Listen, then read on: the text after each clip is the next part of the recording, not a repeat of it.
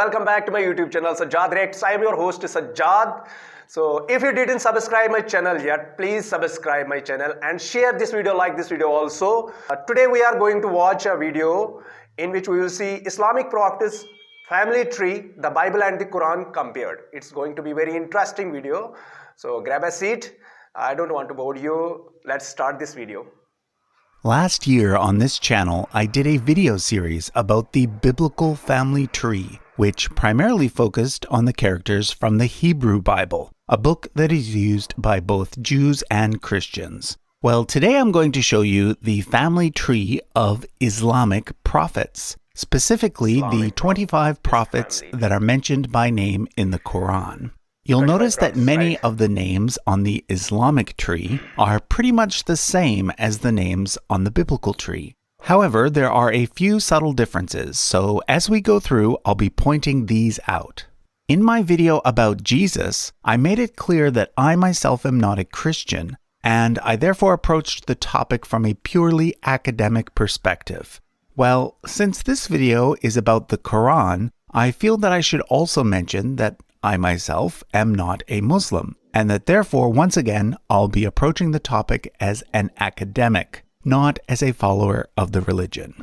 If you want to get a copy of either this poster or the poster about the biblical family tree, you can head over to our website, usefulcharts.com. Yeah, go on this website. Nice music. I like it.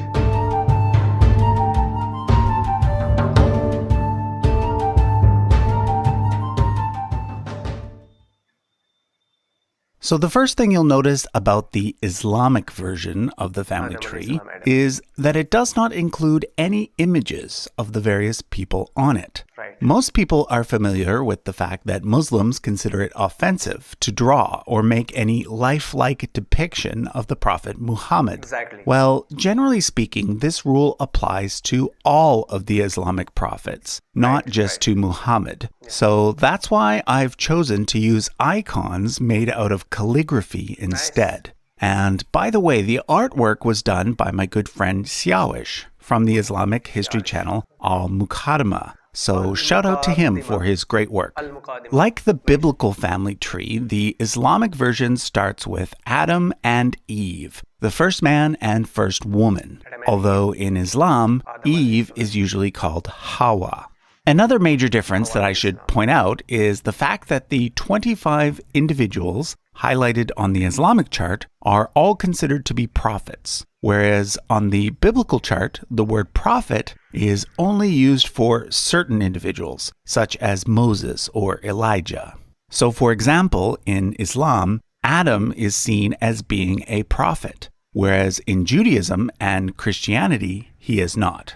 According to one Islamic tradition, Adam and Hawa had two sets of twins, a boy named Qabil, who had a twin sister named Iklimia, and a boy named Habil, who had a twin sister named Layuda.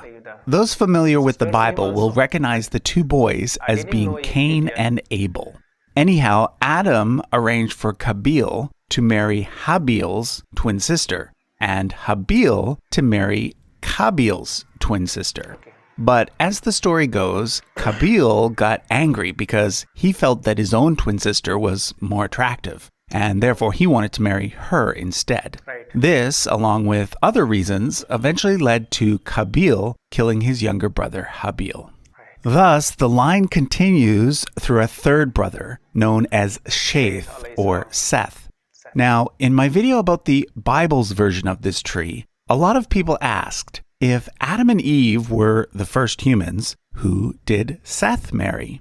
Well, according to the various Abrahamic traditions, Adam and Eve had many other children beyond those listed by name, and therefore Seth would presumably have married one of his sisters. But at this point, I should remind you that according to my own opinion, and the opinion of most professional historians today, when it comes to these very early stories, we are actually dealing with mythology, not real history, so we shouldn't interpret the details as being literal anyway. However, I also want to point out that viewing Adam and Eve as non-historical does not automatically make a person an atheist. I'm actually Jewish, and although I view most of the Bible as being myth and legend, I still find it to be a pretty important book. I know that many other Jews, as well as many Christians and Muslims, hold similar positions. Right. But since this video is simply about the family tree, as traditionally understood by Islam, I won't go into the various scientific and theological debates. For now, let's just continue looking at the tree. Okay. The next major prophet in Islam is Idris, and he's generally seen as being the equivalent of the biblical Enoch. In fact, all of the names from Shaith to Idris, as well as beyond, pretty much match up with the names given in the Hebrew Bible. The spelling, which is based on Arabic, is just a little bit different. According to Islamic tradition, Idris was the first human to use a pen and the first to pursue astronomy and other sciences. He was also the great-grandfather of Nuh, better known in the West as Noah. You'll notice that I made Nuh's box a little bigger, as well as several of the other later boxes, such as Ibrahim's and Musa's. This is because these prophets are known as the Ulul Azmi, or arch-prophets. Ulul Azmi literally means the unwavering ones, and out of the 25, only 5 are given this special designation. Nuh, of course, is best known as being the man who built the ark, and who thus survived the Great Flood, along with a few other humans and a bunch of animals. One main difference between the Bible's version and the Quran's version is that in the Quran, Nuh had 4 sons instead of just 3, and that his 4th son drowned in the flood, as well as Nuh's wife, in both cases because they did not believe Noah's message. Okay. The next 2 prophets, Hud and Salih, are not characters found in the Hebrew Bible.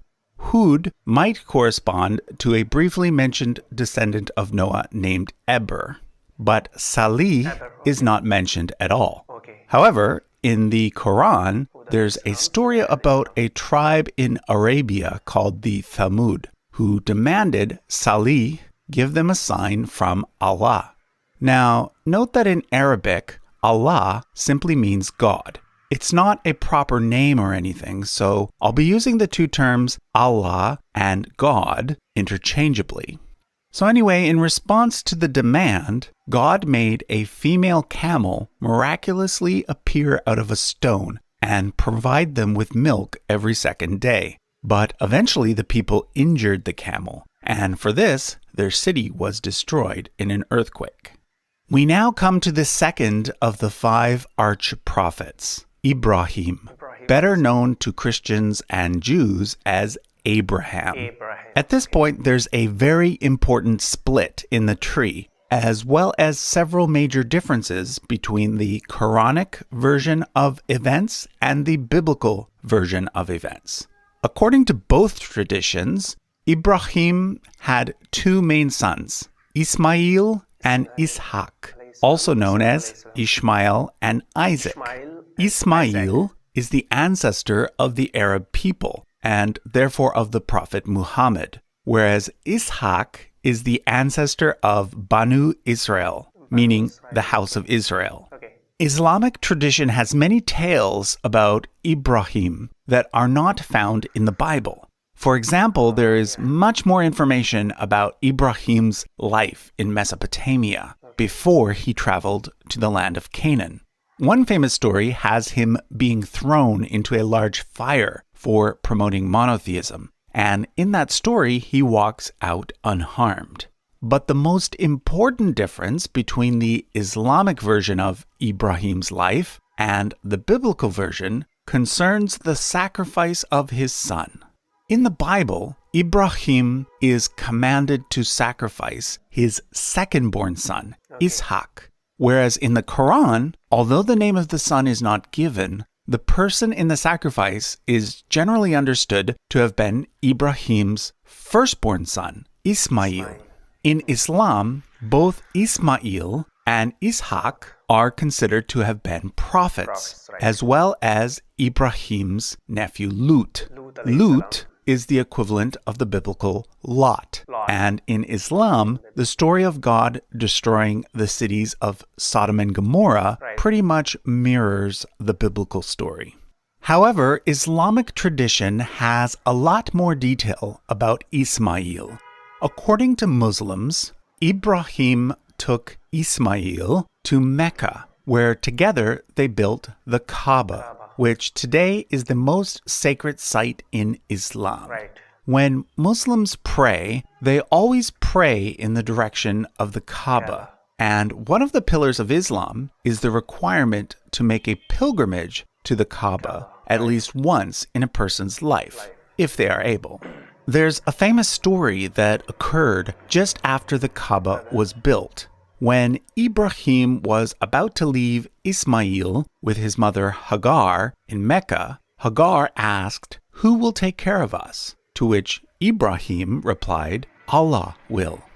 After they are left alone, they eventually run out of water, and Hagar runs between two nearby hills, Safa and Marwa, 7 times, searching for water.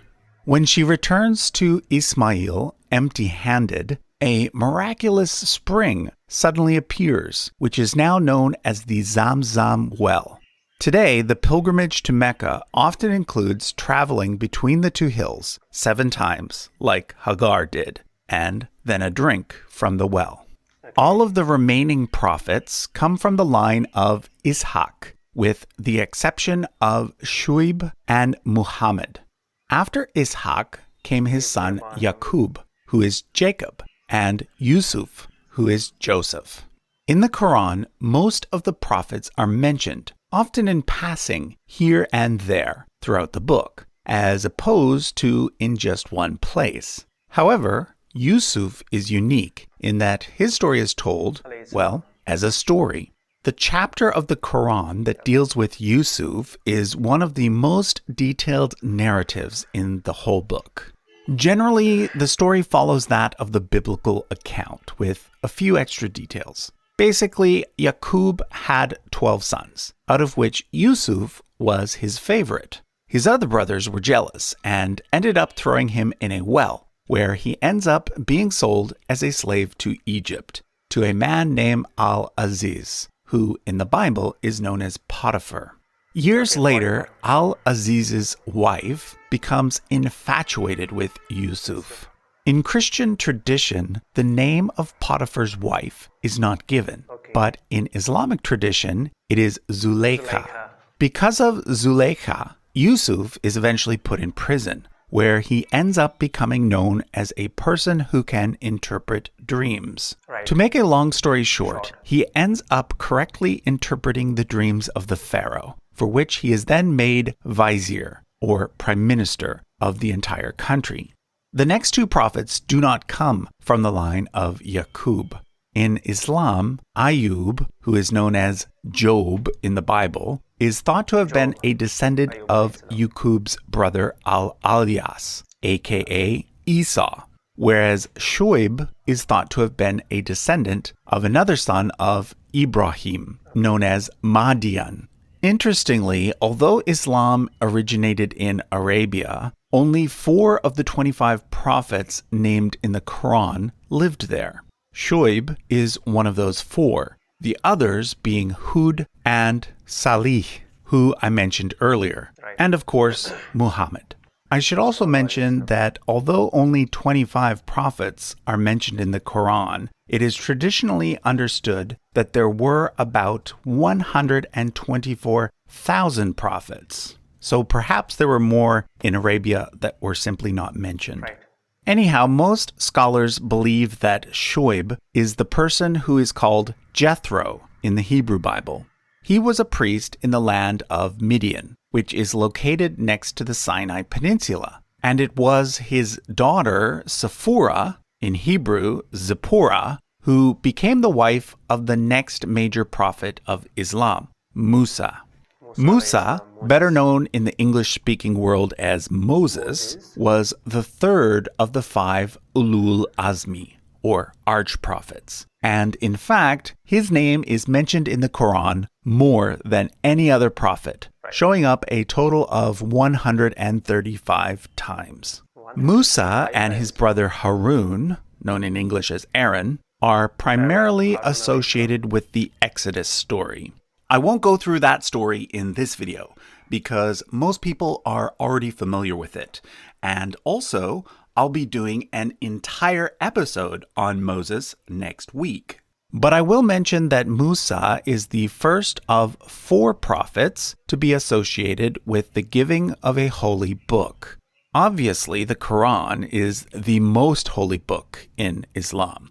However, there are 3 other books that Muslims consider to be holy, and all 3 of these are mentioned by name in the Quran itself. The first is the Taurat, better known as the Torah, which was supposedly written down by Musa. Because of his association with the Torah, Musa, or Moses, is of course one of the most important prophets in Judaism, and is in fact generally considered to be the founder of the Jewish religion. Like I said, I'll be doing an entire episode on Moses next week, particularly looking at his potential existence from a historical perspective. So I won't say much about him now. Next, we come to the most mysterious of the 25 prophets, Dhu Kifl. In fact, some Muslim scholars do not consider this person to have been a prophet at all. He is only mentioned in the Quran twice, and there is no agreement on which Bible character, if any, he might correspond with. The leading theory is that he is the same person as the biblical prophet Ezekiel, but again, this is debated. The only thing we really know about him is that he preached in Babylon, and that his name means owner of the double. Next on the list are the only 2 individuals who, at the same time as being prophets, also held the title of king, Dawood and Suleiman. In English, David and Solomon. This father and son pair descend from a son of Yaqub named Yehuda, or Judah, whereas Musa and Harun come from a son named Lawi, or Levi. Like Musa, Dawood is associated with a specific holy book, in this case a book called the Zabur. Generally speaking, the Zabur is thought to correspond to the book of the Bible known as the Psalms. I'll also point out that Suleiman is a name that has been used by many Islamic monarchs over the centuries, most notably by the greatest of the Ottoman sultans, Suleiman the Magnificent. Next up comes the prophet Ilyas and his successor Ilyasa, both of whom are thought in Islamic tradition to be descendants of Harun, and who correspond to the biblical Elijah and Elisha. Like in the Bible, in Islam, Ilyas is said to have prophesied during the reign of an Israelite king named Ahab. If you watched my series on biblical genealogy, you'll know that Ahab is important in that he is one of the earliest characters in the Bible, and thus in Islamic tradition as well, for which we have indisputable evidence for in the archaeological record. In Islam, Ilyas is often associated with a figure called Khidr. Although he is not mentioned by name in the Quran, Khidr appears in the accounts of several prophets, most notably Ilyas. Who exactly Khidr was or is up for debate. Some see him as kind of an angel, whereas others see him as more of a saint. I should also mention that although Ilyas, or Elijah, isn't considered to be one of the arch-prophets in Islam, he is generally considered to be one of the 2 most important prophets in Judaism, the other being Moses. Okay, another prophet mentioned in the Quran is Yunus, who corresponds to the biblical Jonah, who was the prophet who got swallowed by a giant fish. We then come to Zachariah, Yahya, and Isa, all characters who appear in the Christian New Testament, not in the Hebrew Bible, which Christians call the Old Testament. Zachariah was a priest and was the father of Yahya, who in the New Testament is known as John the Baptist. John the According Baptist, okay. to the Quran, Zachariah's wife had a sister who was married to an elderly man named Imran. Imran was the father of Maryam, but then after Imran's death, Maryam came under the guardianship of her uncle Zachariah. Maryam is, of course, the woman better known to Christians as Mary. However, Maryam is also a very important figure in Islam. In fact, some Muslims, albeit a small minority, see Maryam herself as a prophet. Of course, even more well-known than Maryam is her son Isa, known to Christians as Jesus. In both Christianity and Islam, Mary is said to have given birth to Jesus as a virgin. However, according to Christians, Jesus did have a father, and that father was God. But according to Islam, Isa simply did not have a father. So for Muslims, Isa is not the Son of God. He is, however, considered to be the Messiah and one of the 5 arch-prophets. He is said to have received the 3rd of the 4 holy books of Islam, a book called Injil. Injil means gospel, and Muslims believe that there was once an original gospel revealed to Isa, but now lost, upon which the 4 surviving New Testament Gospels were based. The final thing to note about Isa is that many Muslims, like many Christians, believe in some sort of second coming or return of Jesus, which will occur at the end of history. Okay, we now come to the most important prophet in Islam, the 5th of the 5 Ulul Azmi, the Prophet Muhammad. According to Islam, Muhammad was the final prophet and is hence known as the Khatam an-Nabiyyin, which means the seal of the prophets. In other words, after Muhammad, Allah's direct communication with his human servants ended and was sealed off. According to Islam, Allah revealed to Muhammad the final and most important book of all, the Quran.